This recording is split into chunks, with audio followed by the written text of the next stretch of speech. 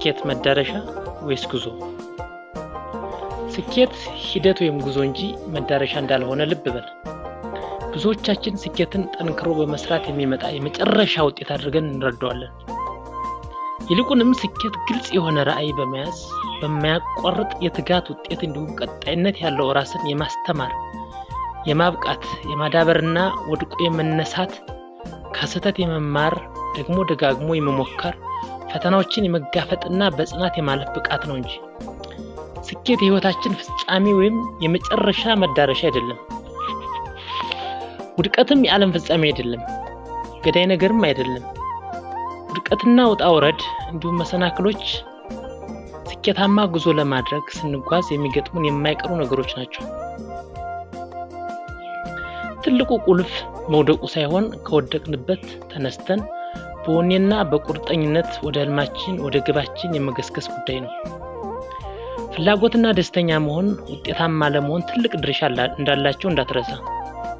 በህይወት ትልቅ ዋጋ ከምትሰጠውና ውስጥ ከሚፈልገው ጋር የሚሄድና ወደ ህልምህ አንድ እርምጃ የሚጎትት ስራ እየሰራ መሆኑን አስተውል።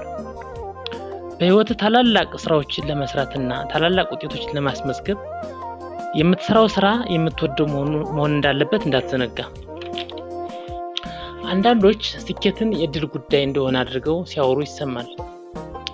ዳሩ ግን ስኬት ማለት ራስን ለአንድ ነገር ያም ለስኬት ወስኖ ሰጥቶ በቅንነትና በቁርጠኝነት ትጋት የተሞላበት ቀጣይነት ያለው ጠንክሮ የመስራት ሂደት ነው። ስኬት በአንድ ቀን አይመጣም። በድንገት የሚከሰት ወይም በተአምር የሚፈጠር ነገር አይደለም። ስኬት ጠንክሮ መስራት ይጠይቃል። በጠዋት መነሳት ይጠይቃል። አምሽቶ መተኛት ይጠይቃል። ስለምንፈልገው ነገር መማር፣ መመራመር፣ ማጥናት፣ ደጋግሞ ማጥናት፣ መሞከር፣ አሁንም መሞከር ይጠይቃል። ለምንፈልገው ነገር የገንዘብ፣ የጉልበትና የጊዜ መስዋዕትነት ልንከፍልለት ያስፈልጋል። ያለ ዋጋ የሚገኝ በነፃ የሚገኝ ነገር የለም። በነፃ የሚባል ነገር የለም። እኛም ብንሆን እግዚአብሔር ዋጋ ከፍሎልናል። ስኬት አንድ ቀን፣ አንድ ወር ወይም አንድ ዓመት ተሰርቶ የሚቆም ወቅታዊ ጉዳይ አይደለም። ትርጉም ያለውና ውጤታማ የሆነን ተግባር ያለማቋረጥ በመፈጸም የሚመጣ ደስታና እርካታ እንጂ። አስታውስ፣ ቀጣይነት ያለው የግል ስብዕና ግንባታና እድገት ለስኬታማ ህይወት መሰረት ነው። ራስን ማወቅ፣ ቀጣይነት ያለው ራስን የማብቃት፣ እውቀትን የመፈለግና ክህሎትን የማዳበር፣ የማሻሻልና ራስ ላይ ኢንቨስት የማድረግ ብቃት ስኬትን በእጅጉ ያፋጥናል፣ ቀጣይነት እንዲኖረውም ያደርጋል። ሌላው ለስኬት ትልቅ አስተዋጽኦ ያለው ቁልፍ ሚስጥር በራስ መተማመንና አዎንታዊ አመለካከት ሲሆን በውስጥ ያለውን እምቅ አቅም እንድትጠቀም በሩን ይከፍትልሃል። በራስ መተማመን የተሰላ አደጋ ወይም ካልኩሌትድ ሪስክ እንድትወስድ ወይም እንድትጋፈጥ፣ በመከራዎች ውስጥ እንድታልፍ፣ ከስህተቶችና ከመሰናክሎች እንድትማር በማድረግ ከፈተናዎች ጋር የሚመጡ በረከቶችን፣ እድሎችን እንድታገኝ ያደርጋል።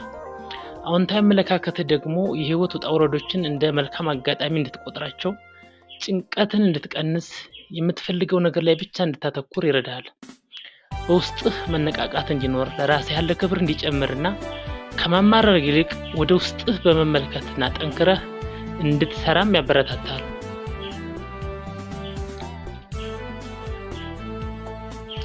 ችግሮች ላይ ሳይሆን መፍትሄዎች ላይ እንድታተኩር ይረዳሃል።